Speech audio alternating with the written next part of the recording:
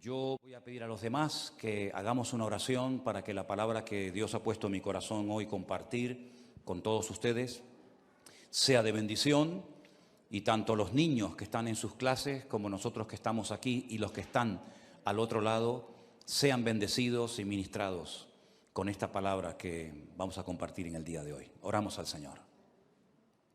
Señor, te damos muchísimas gracias por este culto que estamos celebrando en tu nombre, sabiendo que tú estás con nosotros aquí en medio, Señor. Gracias por tu fidelidad, gracias porque sentimos tu presencia, tu paz, tu calma. Y queremos pedirte ahora humildemente, Señor, que nos ayudes a exponer tu palabra y que sea de bendición para todos y cada uno de nosotros, Dios mío. Te damos muchas gracias porque siempre tu palabra nos habla, nos instruye, nos anima, nos fortalece, y queremos pedirte que una vez más sea así, Señor. Ponemos este tiempo en tus manos, en el nombre de tu amado Hijo Jesús. Amén y amén. Gloria al Señor. Yo quiero llevarles, en primer lugar, aunque vamos a leer otros textos a lo largo del mensaje, primeramente vamos a ir a la carta de Santiago. Está casi al final del Nuevo Testamento. Es una carta muy bonita, donde él habla muy claramente todos y cada uno de los temas que él trata. Es muy directo, muy fácil de entender. Esto no significa de que no sea profundo en su mensaje, pero utiliza un lenguaje tan fácil de entender que cuando uno lee la carta de Santiago uno disfruta muchísimo, porque uno entiende lo que lee. Cuando uno lee la palabra y la entiende, uno disfruta y goza muchísimo, ¿verdad? Él habla de muchos temas a lo largo de esta carta y parece ser que con los ricos estaba un poco picado, ¿eh? A los ricos les habla muy fuerte, porque era una época en la que las clases sociales estaban muy bien diferenciadas y los ricos en aquella época pues afligían a los pobres, e incluso algunos convertidos con mucha capacidad económica iban a las iglesias y pretendían que fueran tratados de una forma diferente, ¿no? En un trato preferencial, y eso ni al Señor le agrada y a Santiago pues lógicamente tampoco, ¿no? Y él habla mucho acerca de someterse a Dios, de buscar la sabiduría que viene de lo alto, porque también habla de una sabiduría terrenal, animal y diabólica. Pero habla de la sabiduría que viene de lo alto, la sabiduría que viene de Dios. Que dicho sea de paso, él dice que si algún hermano en algún momento de su vida necesita sabiduría, porque no sabe qué hacer, pues que la pida el Señor. Pero cuando pida, que pida con fe, no dudando. Y el Señor dice que le dará la sabiduría necesaria para tomar la decisión o para hacer lo que le corresponda hacer. Habla acerca de la lengua. Habla acerca de la importancia de las obras. Toca muchos temas. Y en cierto sentido, alguien ha dicho, o algunos comentaristas han dicho, que tiene un estilo parecido a los proverbios del Antiguo Testamento. Porque salta de un versículo a otro, tocando un tema, tocando otro tema, y a veces parece como que pierde el hilo, pero luego lo retoma. Es una carta muy interesante, es una carta muy bonita. Hay varias personas en el Nuevo Testamento que tienen el nombre de Jacobo o Santiago. El Señor Jesucristo tenía un hermano que se llamaba Santiago. Estaban Santiago los hijos de Zebedeo, estaban Santiago los hijos de Alfeo. Hay varias personas que reciben este nombre. Y en el capítulo 4, él toca un tema que a mí particularmente me ha llamado muchísimo la atención. Y ahora les voy a decir por qué, cuando terminemos de leer la porción. En el capítulo 4 de Santiago, desde el versículo 13 en adelante, la palabra de Dios dice así: vamos ahora, los que decís, hoy y mañana iremos a tal ciudad, y estaremos allá un año, y traficaremos, y ganaremos. Cuando no sabéis lo que será mañana, porque ¿qué es vuestra vida? Ciertamente es neblina que se aparece por un poco de tiempo y luego se desvanece. En lugar de lo cual deberíais decir, si el Señor quiere, viviremos y haremos esto o aquello. Pero ahora os jactáis en vuestras soberbias. Toda jactancia semejante es mala. Y al que sabe hacer lo bueno y no lo hace, le es pecado. ¿Cuántos dicen amén? Si algo creo que todos hemos aprendido en este último año, es que eso de hacer planes a largo plazo, como que ya no va. Ya todo es a corto plazo. Hemos visto que el mundo cambia de un día para otro con una rapidez tremenda. Hemos visto cómo la economía, las familias, las naciones, todo cambia con una rapidez tan brutal que eso, ya digo, de hacer planes a largo plazo, pues como que ya no va con nosotros. En aquellos tiempos de la Biblia en los que se escribió esta carta, el Imperio Romano no paraba de conquistar nuevas tierras.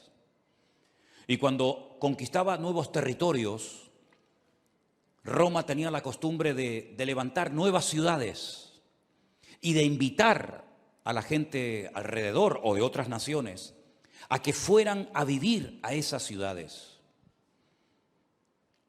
Y muchos judíos iban, porque el Señor les dio a ellos la capacidad de hacer negocios y de ganar dinero. Y muchos judíos iban a esas ciudades recién inauguradas para empezar una vida nueva. Y hacían planes, sobre todo con el objetivo, con la intención de ganar dinero, de hacerse ricos rápidamente, porque montarían el primer negocio de lo que fuera y lógicamente la gente tendría que recurrir a él para comprar lo que fuera.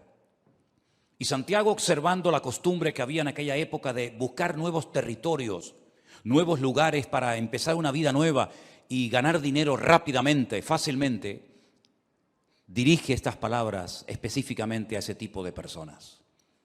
Esas personas que hacían planes sin consultar con Dios. Esas personas que hacían planes a largo plazo y no metían a Dios en sus planes, sino que tenían como una especie de agenda, pero Dios no aparecía por ninguna parte. Y hay una clarísima advertencia para nosotros los creyentes hoy en día acerca de no hacer planes a largo plazo, porque es perder el tiempo y sobre todo cuando no consultamos con Dios podemos correr graves peligros. ¿Qué es la vida? Es el título del mensaje de hoy. Santiago dice que la vida es como una neblina que aparece por un poco de tiempo y cuando te das cuenta se ha desvanecido y se ha ido para siempre. La semana pasada fui a un tanatorio a darle la despedida a un hermano mucho más joven que yo, que tuvimos la oportunidad de conocerlo con 14 años y llevarlo a los pies de Cristo, y por un tumor que tenía en su cabeza, pues ya en este momento no está entre nosotros, sino que está en la presencia del Señor. Y algunos de ustedes lo conocieron, porque durante algún tiempo fue el batería de esta congregación, de esta iglesia, nuestro hermano Santi, que partía a la presencia del Señor la semana pasada. Y uno dice, Señor, una persona joven, una persona tan noble, ya no está entre nosotros, ¿verdad? La última vez que lo vi, me lo encontré en un centro comercial junto con su esposa. Nos saludamos y me pidió allí en el pasillo de ese centro comercial que orara por él. Y esa fue la última vez que lo vi. Y la próxima vez cuando supe algo de él es que ya no estaba entre nosotros. Y uno se queda como sorprendido, ¿verdad? Lo rápido que le pasó la vida a este hermano. Pero esta semana, una hermana desde Bélgica, un matrimonio precioso con su niño, que han viajado en varias ocasiones con nosotros a Israel, me mandaba un WhatsApp pidiéndome oración por su marido, que necesitaba urgentemente un milagro en su vida. Lo llamé, él está en el hospital, o estaba en el hospital, hicimos una videollamada, nos vimos y le han diagnosticado un cáncer y le han dado 3 meses de vida. Un hermano que fue al médico, se encontraba mal y el médico le dijo, esto es lo que tienes y no hay nada que hacer. Y pensando en todo esto, leyendo estos versículos, yo decía, Señor, hacer planes hoy en día a largo plazo, ¿para qué sirve? Si capaz que hoy es el último culto que estamos aquí. ¿Quién sabe lo que nos depara la vida? ¿Quién sabe cuánto tiempo nos queda?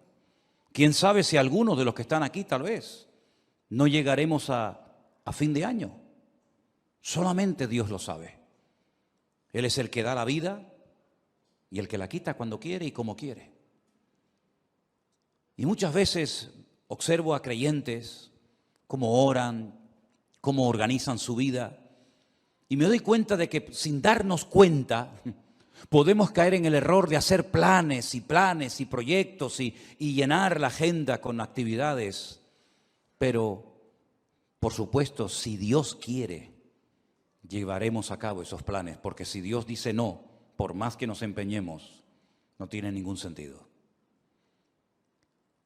Estaba leyendo algunos versículos donde Pablo abre su corazón, por ejemplo, a los hermanos de la iglesia de Corinto, y les cuenta sus planes, y les dice, voy a ir aquí, voy a ir allá, y quiero hacer esto, y quiero hacer aquello. Y hay un momento en la carta de Pablo a los Corintios que les dice, iré pronto a vosotros si el Señor quiere. Me impactó mucho esa forma de hablar de Pablo. Yo iré pronto a vosotros, pero siempre y cuando el Señor quiera. Primera de Corintios 4:19. Más adelante en la misma carta dice, porque no quiero veros ahora de paso, pues espero estar con vosotros algún tiempo, si el Señor lo permite. Primera de Corintios 16:7. Un varón de Dios, un hombre con unos dones y unas habilidades ministeriales tremendas, pero él sabía perfectamente que si el Señor no permitía, si el Señor no quería que fuera a Corinto, a Macedonia, a Éfeso, a donde fuera, no iba a ir por muchos planes que tuviera. Y esa es la mentalidad con la que nosotros tenemos que movernos hoy en día. No vamos a hacer planes sin consultar con Dios, porque ya el Señor nos ha demostrado clarísimamente que la vida es muy corta y que eso de hacer planes a largo plazo no tiene ningún sentido. Eso no significa de que vamos a vivir muertos de miedo. Eso no significa de que vamos a estar inactivos y con una inseguridad constante y permanente en nuestra vida, ni muchísimo menos. El miedo no es de Dios. La inactividad no es la voluntad de Dios para nadie. Y vivir con inseguridad constante y permanente, menos todavía. Una cosa es que sepamos que el tiempo está en las manos del Señor y otra cosa es que vivamos con miedo, inseguros, de brazos cruzados. Nada que ver en absoluto. El futuro no está en nuestras manos. No controlamos el factor tiempo. ¿Saben ustedes, hermanos, que hay 533 versículos en la Biblia que hablan acerca de la importancia del tiempo? 533 versículos.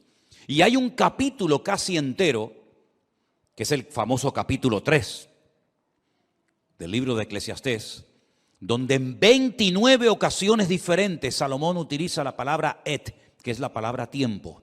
Y él dice que en la vida tenemos que mentalizarnos, estar preparados y reconocer que en la vida hay tiempo prácticamente para todo. Tiempo para morir, tiempo para vivir, para morir, tiempo para sembrar, tiempo para cosechar, tiempo para reír y pasarlo bien y tiempo también para llorar. Y él habla en 29 ocasiones de distintas circunstancias o situaciones en la vida en las que nos vamos a encontrar, porque prácticamente tendremos tiempo para todo. Me llama mucho la atención que Pablo le da mucha importancia al factor del tiempo y llega a decir, aprovechar bien el tiempo, porque los días son malos. También Salomón en esos proverbios tantos que escribió, hay uno que aprendí hace muchos años que es el 27:1, que dice, no os jactéis del día de mañana, porque no sabes qué traerá de sí el día. No te jactes, como diciendo, bueno, yo controlo el presente, el mañana y el pasado mañana. No te jactes, no hables así, porque tú no sabes lo que va a traer el mañana. El mismo Señor Jesucristo nos enseñó en el Sermón del Monte que no tenemos que estar afanados ni preocupados por el día de mañana, sino que basta a cada día su propio afán. ¿Cuántos dicen amén? Estamos viviendo estos días con mucha expectativa y viendo a ver qué es lo que termina de suceder en este país de Kabul, de Afganistán, cuya capital es Kabul, ¿verdad? Donde hay una especie de calma tensa. Cualquier cosa puede ocurrir en cualquier momento. Fíjense la cantidad de miles y de miles de personas que están desesperadas, tratando de salir como sea de ese infierno. Y creo que fue ayer o antes de ayer, un terrorista suicida se metió en medio de esa multitud y se explotó y murieron 170 personas.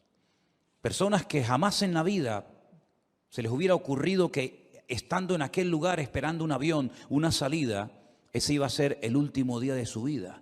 Incluso algunos soldados que estaban ya a punto de salir para su país también perdieron la vida. No somos dueños de la vida, no somos dueños del mañana. Y por eso cada uno de nosotros tenemos que partir de la base de que lo que tengamos que hacer, hágalo pronto, antes de que sea demasiado tarde.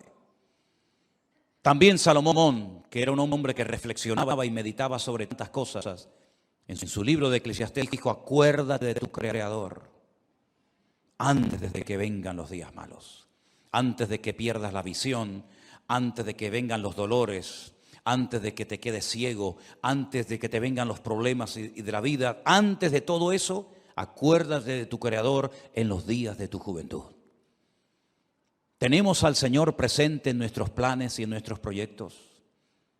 Una vez escuché una entrevista que le hacían a un famoso cantante, donde decía que tenía su agenda llena para los próximos 5 o 6 años, si no recuerdo mal. Tener la agenda llena para los próximos 5 o 6 años. Y después vino el COVID y todo eso, y seguramente su agenda la tuvo que tirar a la basura. Yo no sé si tú llevas una agenda y unos planes y unos proyectos y unos sueños, pero como no metas al Señor en esos sueños, planes y proyectos, ¿quién te asegura a ti de que vas a poder cumplir con todos tus sueños y con todos tus objetivos? Por eso siempre le digo a la gente: ¿has orado y has consultado con Dios lo que has decidido hacer? ¿O simplemente te has limitado a informar a tus padres, informar a la iglesia, informar a Dios de lo que tú ya en tu corazón has decidido hacer? Esa es una mala costumbre. Por eso Santiago dice que el que sabe hacer lo bueno y no lo hace, está pecando. Y pecamos cuando informamos a Dios de los planes que ya hemos decidido llevar a cabo. Esa no es la actitud de un cristiano maduro. La actitud de un cristiano maduro que quiere agradar a Dios tiene que ser: Señor, esta es tu voluntad. ¿Quieres que haga esto? ¿Quieres que me dedique a esto? ¿Quieres que me quede aquí? ¿Quieres que me vaya para allá? En otras palabras, Señor, no quiero forzar circunstancias. No quiero que respaldes mis planes si no coinciden con tus planes. Que no se haga nunca nuestra voluntad, sino la de Dios en nuestras vidas. ¿Cuántos dicen amén? La vida se pasa volando. Curiosamente, el otro día Miriam estaba así como un poco mosqueada porque no le hace gracia cumplir 25 años. ¡Oh, qué tragedia! 25 años. Qué tremendo, ¿no? Si nos miramos a nosotros mismos, por lo menos en mi caso, no sé en el vuestro, a mí la vida se me ha pasado volando. Ni me he enterado, pero aquí estoy, aquí he llegado. Pero tal vez por la actividad, tal vez porque hemos estado siempre metidos en las cosas del Señor y no hemos tenido prácticamente tiempo para aburrirnos. La vida pasa tan rápidamente que ahora te paras y dices: Señor, me queda menos de lo que ya he vivido. Incluso en el ministerio, a menos que Dios te dé una fuerza de un toro, lógicamente siempre le queda a uno menos vida de la que ya ha vivido cuando uno llega a ciertas edades, ¿verdad? Por eso qué importante ahora más que nunca, y sobre todo los jóvenes, los que todavía teóricamente tenéis muchos años por delante, que se acostumbren a consultar con el Señor todos los pasos que queréis dar. Porque nadie de nosotros está vacunado en contra de errores, en contra de equivocarnos, sino más bien todo lo contrario. Yo recuerdo pasajes en la Biblia que me han hecho reflexionar mucho, como por ejemplo un día cuando el rey David le comenta al profeta Natán que tiene en su corazón el plan, el proyecto, la idea de construirle una casa a Dios, un templo. Y llega el profeta Natán y le dice: haz todo lo que pongas, lo que sientas en tu corazón, porque Dios está contigo. Y al día siguiente tiene que llegar y decirle: Dios te dice que tú no puedes construir ese templo, sino tu hijo lo hará. ¿Qué había de malo en construir una casa, un templo a Dios? Nada. Pero los planes de Dios no eran que David fuera el que construyera el templo, sino su hijo. Para él su sueño en la vida era construirle un templo al Señor. Además, ya estaban todos los enemigos prácticamente sometidos, derrotados. Todos pagaban impuestos. Había paz en el país, todas las fronteras estaban bien seguras. Era el momento idóneo para comenzar a construir ese templo. Pero el Señor dijo no. Y él se murió con ese anhelo en su corazón de construir esa casa, ese templo al Señor. Pero le preparó todo para que su hijo Salomón lo hiciera. Así son las cosas del Señor.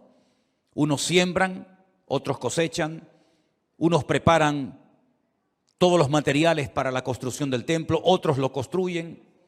Cada uno de nosotros tenemos que consultarle al Señor si lo que estamos haciendo con la única vida que tendremos, que es esta, porque con la otra vida no contamos, en el sentido de que allí no vamos a mandar nosotros, pero con la única vida que nosotros podemos tener un mínimo de voluntad, tenemos que acostumbrarnos a someter todo absolutamente a Dios, para no perder el tiempo, para no encariñarnos, para no entusiasmarnos con cosas, con planes, con lugares, con personas que al fin y al cabo no entraban dentro de los planes de Dios. ¿Qué sentido tiene invertir mi vida, mi tiempo, mi energía, mis dones, mi juventud en algo para lo cual yo no nací, en algo que Dios no dispuso para mi vida? ¿Qué sentido tiene? Ninguno.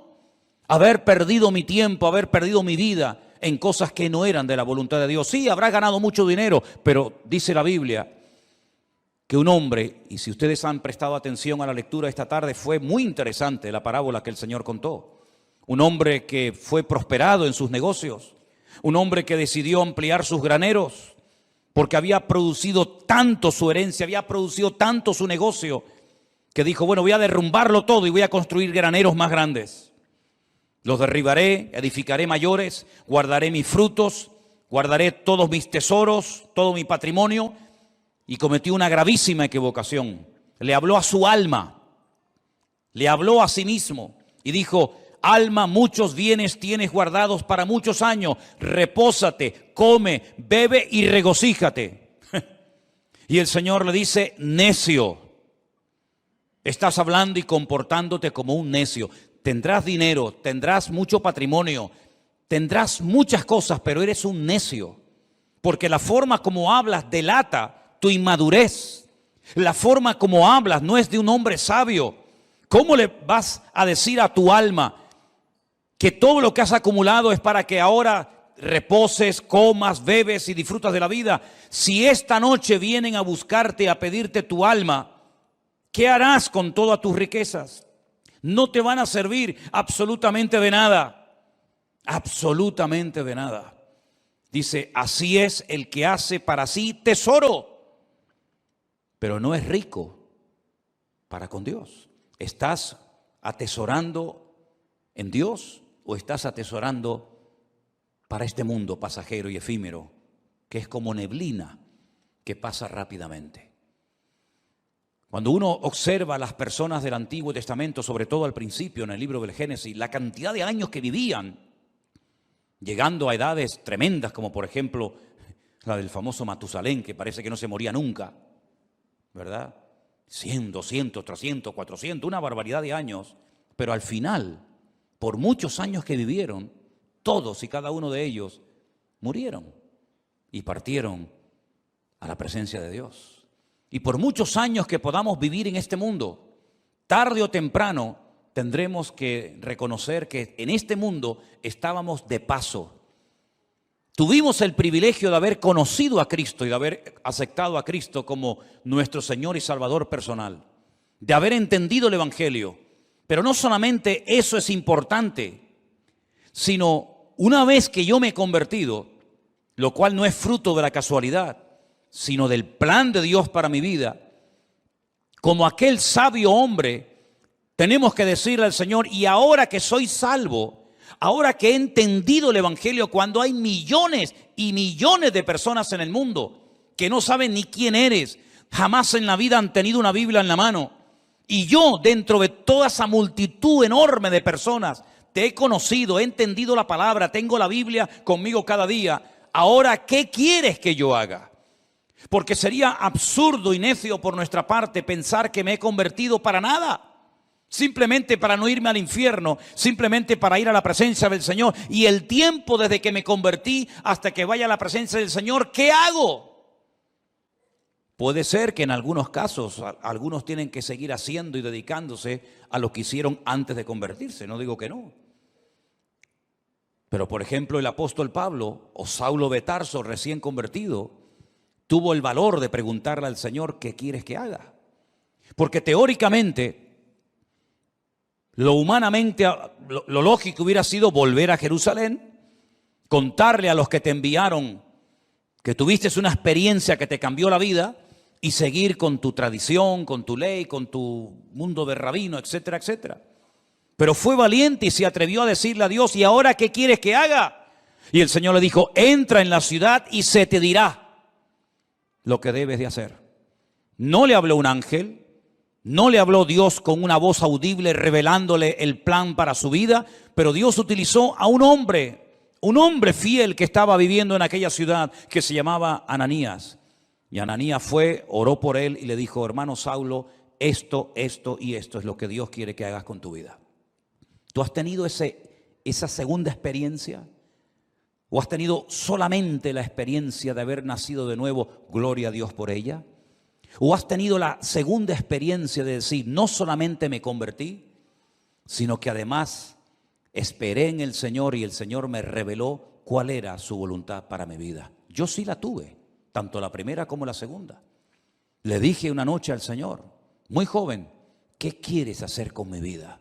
Y Él puso en mi corazón y las puertas se me abrieron y las circunstancias se dieron para que yo me preparara. Y en los últimos 40 años de mi vida he estado sirviendo a Cristo, lo cual ha sido la mejor decisión que he tomado en toda mi vida. Y lo que lamento es que no podré tener tal vez otros 40, 50 o 60 años sirviendo al Señor, porque hay tanto por hacer. Hay tantas vidas que aún no han conocido a Cristo. Hay tanta palabra que aún queda por enseñar.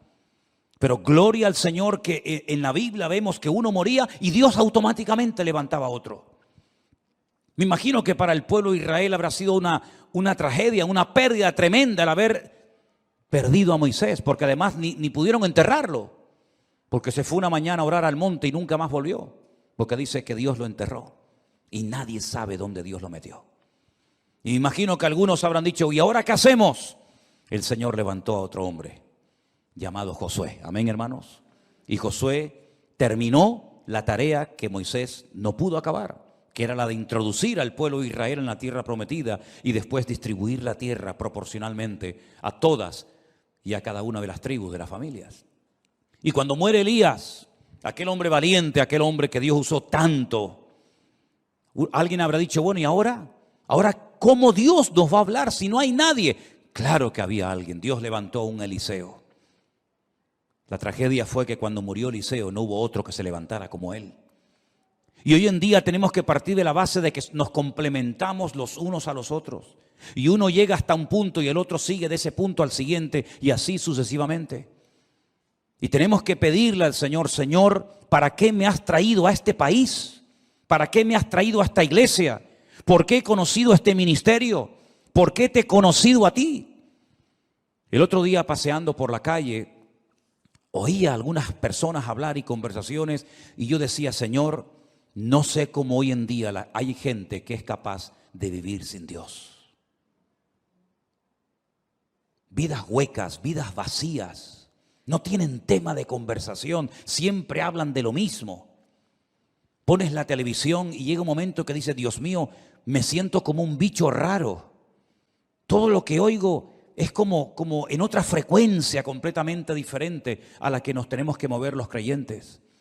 Vemos una necesidad tremenda en Afganistán. Bueno, yo no hablo el idioma de ellos, ni mucho menos, pero hasta te entran las ganas de decir, Dios mío, me gustaría ir para allá para poder evangelizarles y poder hablarles de Cristo, ¿no?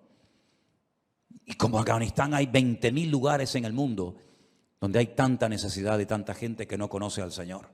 Y después, por otra parte, te encuentras a un montón de creyentes aburridos, que no le encuentran sentido a su vida. Creyentes que pasan los días, las semanas, los meses y los años, y cuando no le duele aquí, le duele allá, y cuando no le duele allá, le duele por allá, y siempre soy yo, mi necesidad, mi economía, mi dolor, mi artrosis, mi artritis, mi no sé qué. Y yo digo, pero Dios mío, ¿cuándo nos vamos a dar cuenta de que no estamos en esta vida para perder el tiempo? Sino que estamos en esta vida para cumplir con el propósito por el cual tú permitiste que yo naciera y volviera a nacer de nuevo al conocerte a ti. ¿Qué es la vida? Neblina, lo dice bien claramente la palabra de Dios. Es una neblina. Cuando te das cuenta, llegas a los 25, a los 30, a los 40, a los 50, a los 60, a los 70, a los 80 y vamos a parar ahí. Y uno dice, ¿y qué son 80 años? ¿Qué son 90 años? Me acuerdo un día fui a ver a mi abuelo en los últimos días ya de vida que le quedaban. 106 años tenía en ese momento cuando hablé con él y se me queda mirando y me dice, ¿y yo por qué vivo tanto? ¿Por qué vivo tanto? No me muero nunca, me dice. He enterrado a todos mis amigos, he enterrado a montones de gente. Y se cumplió aquello que decía mi padre, el viejo, el abuelo nos va a enterrar a todos. Porque todos se morían menos él. Pero al final murió. Se le acabó la pila. Y uno dice, madre mía, 106 años. ¿Y qué son 106 años? No es nada, es neblina que pasó. Duró un poco más la neblina ese día. Pero al final la neblina terminó también disolviéndose. Hay un versículo en la Biblia, en el libro de Eclesiastés, vengan conmigo por favor al capítulo 3, muy interesante, donde Salomón, reflexionando acerca de lo que es la vida, las distintas circunstancias, momentos y experiencias que vamos a tener, él dice lo siguiente: ¿qué provecho tiene el que trabaja de aquello en que se afana? Eclesiastés 3:9. ¿Qué provecho tiene? ¿Cuál es el objetivo? ¿Cuál es la finalidad de aquello en lo que me afano? Dice Salomón, yo he visto el trabajo que Dios ha dado a los hijos de los hombres para que se ocupen de él. Todo lo hizo hermoso en su tiempo y ha puesto eternidad en el corazón de ellos, sin que alcance el hombre a entender la obra que ha hecho Dios desde el principio hasta el fin. Yo he conocido que no hay para ellos cosa mejor que alegrarse y hacer bien en su vida. Y también que es don de Dios que todo hombre coma y bebe y goce el bien de toda su labor. He entendido que todo lo que Dios hace será perpetuo. Sobre aquello no se añadirá, ni de ello se disminuirá, y lo hace Dios para que delante de Él teman los hombres. Aquello que fue, ya es, y lo que ha de ser, fue ya, y Dios restaura lo que pasó. Es como un círculo, ¿verdad? Unos van, unos vienen, unos mueren, unos nacen. Pero las lecciones que el Señor ha grabado a fuego en nuestros corazones en este último año, creo que no tenemos que olvidarlas nunca en la vida. Dios nos está dando oportunidades hoy en día más que nunca para que podamos hacer lo más importante que podemos hacer, que es servir a Dios, servir a su obra y dar la vida en rescate por muchos. ¿Cuántos dicen amén? Nadie de los que están aquí en esta tarde que ha conocido el Evangelio tiene por qué sentirse inútil, que no sirve para nada, que no está capacitado, que no sabe. Déjense de excusas, hermanos. Todos y cada uno de los que estamos aquí hemos sido llamados específicamente por el Señor. Primero para que le conociéramos a Él. Pero ya le conoces, ya está, gloria a Dios. Ahora cada día nos esforzamos, leemos la palabra, estudiamos, oramos, nos congregamos. Eso es normal en la vida de cualquier creyente, el crecimiento, el desarrollo, la madurez, ¿verdad? Pero la actividad propia de cada miembro es insustituible. Nadie puede ocupar tu lugar en el cuerpo, porque cada uno de nosotros tenemos una función que cumplir. Y la Biblia dice que una iglesia sana es cuando cada miembro reconoce para qué está en ese cuerpo, cuál es su función y cuál no es su función. A veces veo gente que se quiere dedicar a lo que Dios no lo ha capacitado, en vez de dedicarse y ocuparse a lo que Dios sí le ha capacitado. No tienen que imitar a nadie, no tienen que frustrarse diciendo, a mí me gustaría cantar o predicar o hacer o ser como aquella otra persona. No, porque no es así como tenemos que movernos en el reino. Tenemos que decirle al Señor, Señor, ¿cuál es mi función? Y dice la Biblia que hay miembros en el cuerpo que parece que no sirven para nada, pero a la hora de la verdad son a veces los más necesarios. Y hoy en día necesitamos un ejército de hombres y mujeres que pasen tiempo orando a Dios. Hay tantas necesidades. Una de las cosas que más me golpea el alma cada día es cuando recibimos cientos de peticiones de auténticas tragedias, de niños que se están muriendo, de familias destrozadas, de gente que le han diagnosticado un cáncer, de gente que se encuentra, y es todos los días, peticiones y peticiones y peticiones. Y necesitamos un ejército de personas que tomen conciencia de la realidad del mundo espiritual. El mundo espiritual está cambiando de una forma galopante, tremenda. Y espero equivocarme en lo que voy a decir. El tiempo lo dirá. Pero probablemente cambios aún más brutales, más bruscos que los que hemos experimentado en este último año están en el horizonte. Desde hace años, simplemente para ponerles un pequeño ejemplo, desde hace años Israel viene advirtiendo al mundo del peligro de que una nación árabe se haga con armas atómicas. No hay ninguna nación árabe hoy en día en el mundo que disponga de armamento nuclear, ninguna. Pero hay una que Israel viene años diciendo están preparándose para tener su armamento nuclear, y me refiero concretamente a Irán, la antigua Persia. El Estado Mayor del Ejército de Israel acaba de anunciar hace unos días algo que muchas veces no aparece en los medios de comunicación, que en menos de 2 meses se calcula que Irán ya puede tener su armamento nuclear preparado y dispuesto. ¿No les ha sorprendido la velocidad y lo rápido con lo que están saliendo los soldados norteamericanos, por ejemplo, de Afganistán, donde han estado 20 años? ¿Por qué tanta prisa? ¿Por qué tanto apuro? Parece que hay que salir ya. ¿No lo podían haber hecho hace años de una forma más escalonada, mejor organizada? ¿Por qué tanto a prisa? Porque Estados Unidos no puede permitirse el lujo de tener a 400,000 soldados en un país haciendo prácticamente nada, sabiendo lo que se viene encima. Israel se está preparando para atacar Irán. No puede esperar que Irán le ataque, porque si Irán le ataca, lo destruye. Israel tiene que pegar primero para no ser destruida. Si en los próximos meses, como se comenta, Israel decide atacar Irán, porque sabe que le queda poco tiempo, menos de 2 meses, para decir vamos a por ellos, el mundo va a cambiar completamente. Por eso cuando veo a creyentes hablando de vanidades, de modas, de cosas ridículas y absurdas, yo digo, pero no son conscientes de la que se nos viene encima. Si este hecho, que espero que se dilate en el tiempo, se va a llevar a cabo en los próximos meses, nuestra vida va a cambiar para siempre.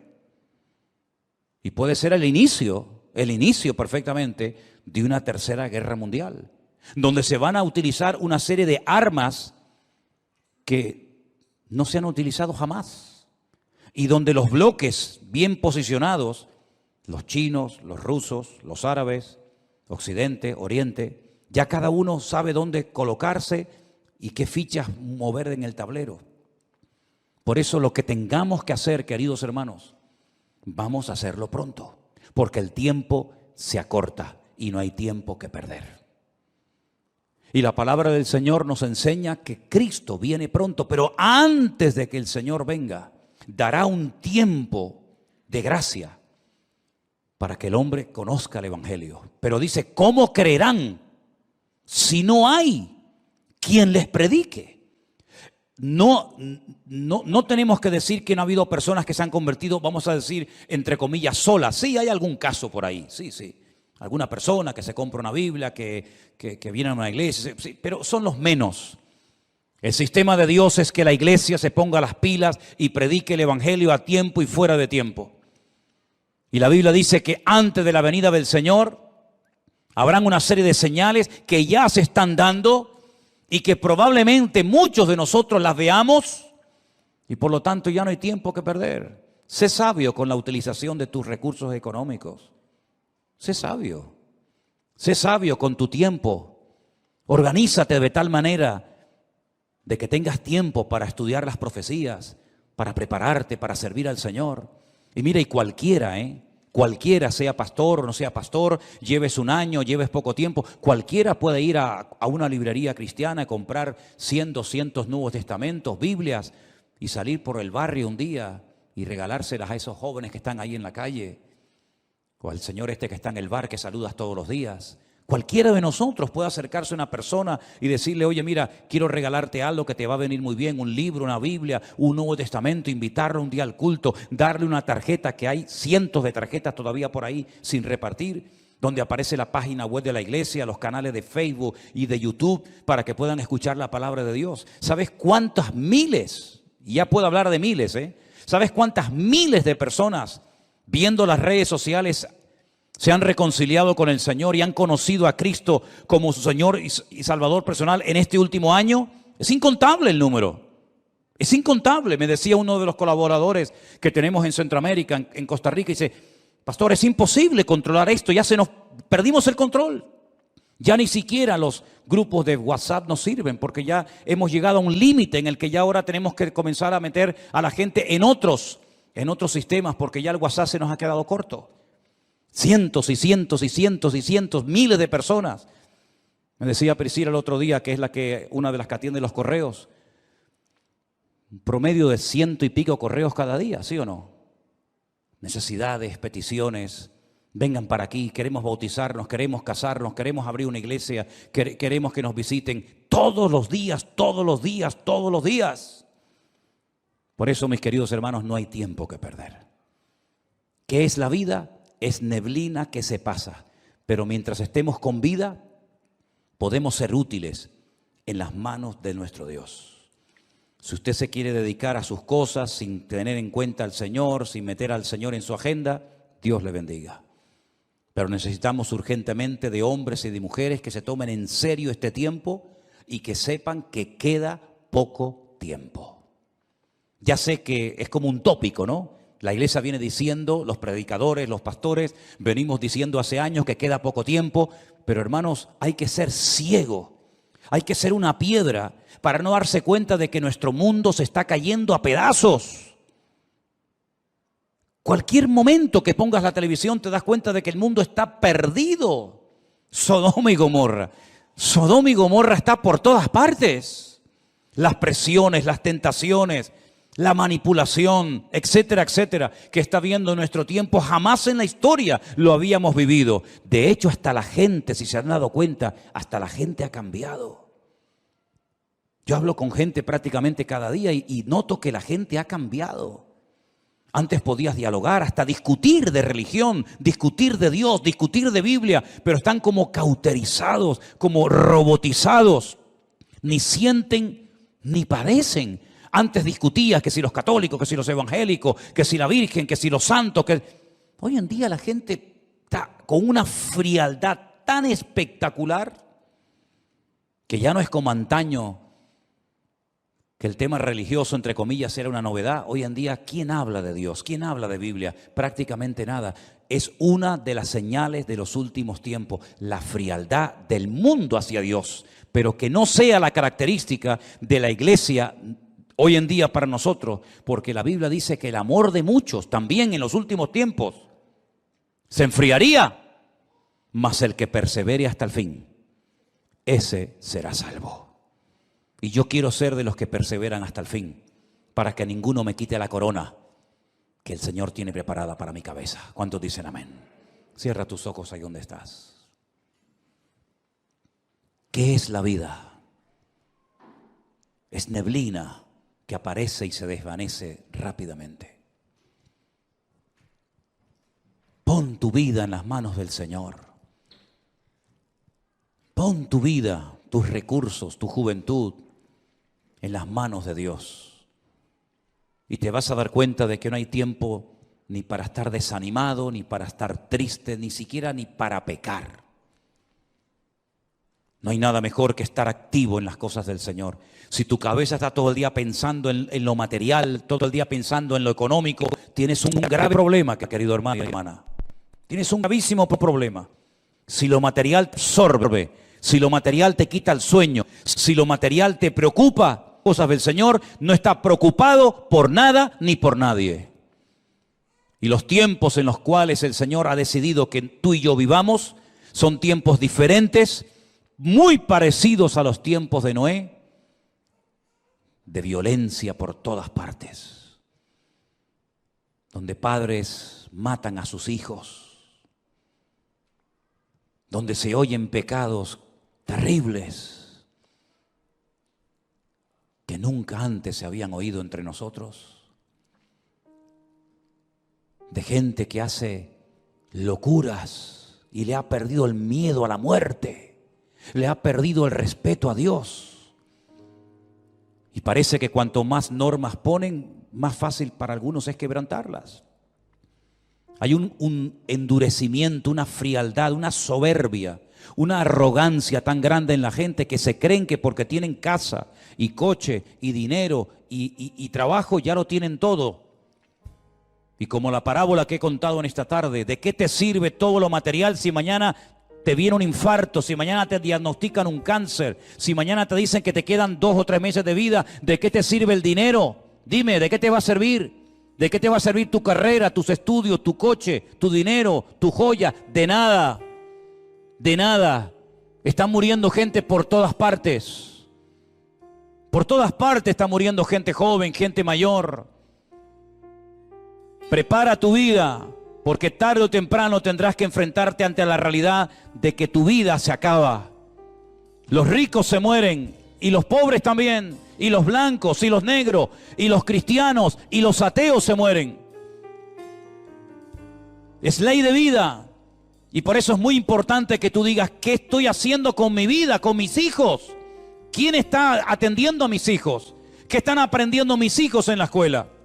¿Qué basura están metiendo a mis hijos en las clases? Y tú no te enteras porque estás en tu mundo, estás en un mundo desconectado de la realidad, donde tus hijos a veces prefieren ir al amigote del barrio, hacerle la pregunta que le deberían haberle hecho a su padre, pero su padre está muy ocupado y su madre está también muy ocupada. Es tiempo de buscar a Dios. Ya no hay tiempo que perder. La gente está atontada, la gente está perdiendo el tiempo en boberías, en tonterías, y no se dan cuenta de que esto se acaba y Cristo viene pronto. Y puedes reírte, puedes burlarte, puedes hacer lo que quieras, pero la realidad es la misma. La semana pasada te acabo de decir, fui a enterrar a un amigo mío, un hermano más joven que yo. Y esta semana hablé por videoconferencia con otro hermano que le han dado 3 meses de vida y estamos orando para que Dios haga un milagro en su vida. Un hombre bueno, con un hijo, con una esposa, un hombre fiel, pero que le ha tocado esto en la vida. ¿Y quién no te dice a ti que mañana te puede tocar a ti? ¿O qué te crees que vas a vivir aquí en esta vida toda la eternidad? Estamos de paso, queridos hermanos y amigos. ¿Saben cuánta gente cada día muere sin esperanza?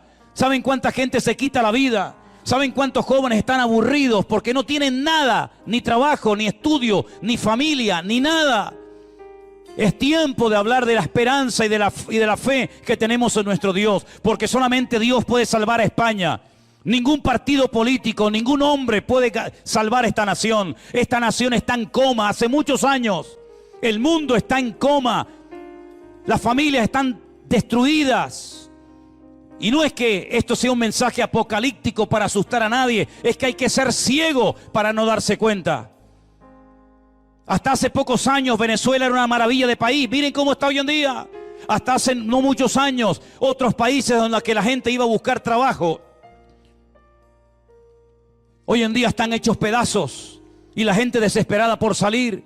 Las imágenes de esos niños en cloacas con agua putrefacta hasta la cintura, esperando que un soldado tenga un poco de piedad y de misericordia para montarlo en un avión y salir del infierno, son realidades que están ocurriendo hoy en día en el mundo. La gente sigue pensando en el fútbol, la gente sigue pensando en sus vacaciones. Sigan jugando, sigan jugando. Pero es tiempo de buscar a Dios. No hablo de una religión, no hablo de una iglesia, hablo de Dios. Hablo de buscar al Dios vivo que puede traer esperanza a tu familia. Hablo de un Dios poderoso que puede traer esperanza a tu casa. No hablo de una iglesia, no hablo de una religión. Hablo de un Dios que te amó tanto, que murió en la cruz para que tengamos esperanza y para que no nos muramos con una depresión, amargados de la vida. Señor, en el nombre de Jesús queremos orar en este momento por las naciones de la tierra, por esta nación de España que te ha dado la espalda y con su soberbia y con su arrogancia se creen sabios y son necios, Señor, porque le han dado las espaldas a Dios, y no hay mayor necedad que renunciar a Dios y a su palabra. Señor, en el nombre de Jesús, ten misericordia de estas naciones. Usa a tu amada iglesia en este tiempo para que podamos en el nombre de Jesús llevar este mensaje de vida, de esperanza, de fe y de amor a miles de corazones que hoy están desesperados, que hoy no tienen ganas de vivir, sin trabajo, enfermos, desilusionados de la vida, hartos de todo. Señor, úsanos. Y te pido, Dios mío, que podamos ser gente útil en este tiempo y que a muchos se le caigan las escamas, la venda de los ojos y se den cuenta de que el tiempo se acorta y de que el mundo no va a ir a mejor. El mundo, según tu palabra, va a ir de mal en peor, y por eso es tiempo de buscar a Dios, de tener fe en Dios y de no perder más el tiempo en estupideces que no sirven para nada. Señor, ayúdanos, guárdanos, Padre Santo, de las vanidades de este mundo, de perder el tiempo, y ayúdanos, Señor, a mantenernos firmes en la fe. En el nombre de tu amado Hijo Jesús. A ti la gloria y a ti la honra. En el nombre de Jesús. Bendito sea tu nombre.